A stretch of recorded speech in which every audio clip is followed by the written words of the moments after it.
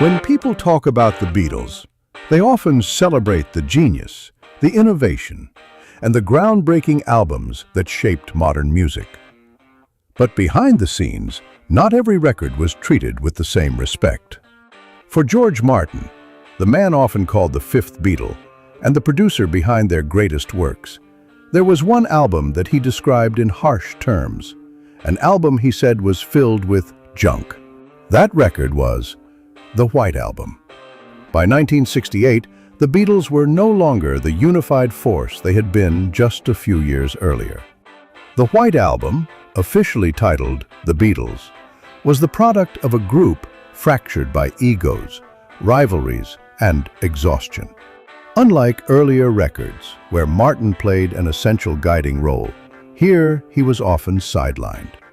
Each member pursued his own vision, treating the album less like a collective project and more like 4 solo records stitched together.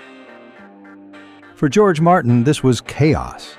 He had watched them build masterpieces like Revolver and Sgt. Pepper's, where ambition was channeled into cohesion. But with the White Album, he saw the opposite. The band walked into Abbey Road with dozens of unfinished ideas, half-baked sketches, and personal experiments. Instead of trimming down and refining, they insisted on recording nearly everything. Martin believed much of it should never have made the final cut. The sessions dragged on for months, and the atmosphere in the studio turned poisonous.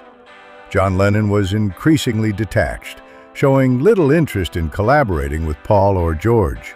His focus shifted to Yoko Ono, who was present in the studio at all times, breaking the unspoken rule that had kept outsiders away. Paul McCartney grew more domineering, determined to shape the sound of the songs he brought in, even when it alienated the others.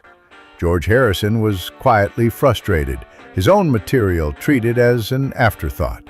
And Ringo Starr, tired of the constant tension, even walked out at one point only to be persuaded back. George Martin saw a band that had lost its discipline. Instead of carefully selecting tracks to fit together, they recorded everything. Acoustic sketches, avant-garde experiments, parodies, and fragments that would have been discarded in earlier years. To Martin, this was junk, not because the songs lacked creativity, but because they lacked focus and unity. He argued that if the band had condensed the material into a single record instead of a sprawling double album, it could have stood alongside their best work. But the Beatles were no longer in the mood to be told what to do. They wanted freedom, and the White Album became their battlefield.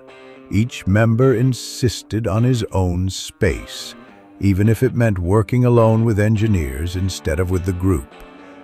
The result was a disjointed record that revealed more about their fractures than their unity.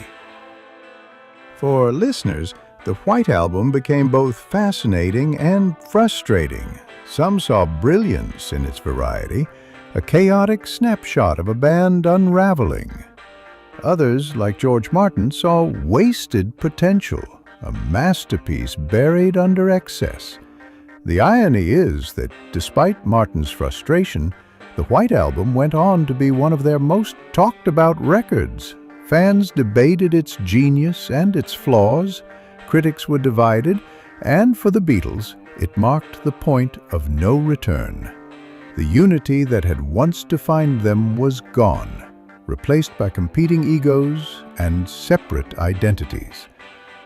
George Martin's harsh words about the record being filled with junk were not simply about the music itself. They were about what he saw slipping away, the discipline, the focus, the teamwork that had once made the Beatles unstoppable. The White Album was proof that even at the height of their fame, the band was already falling apart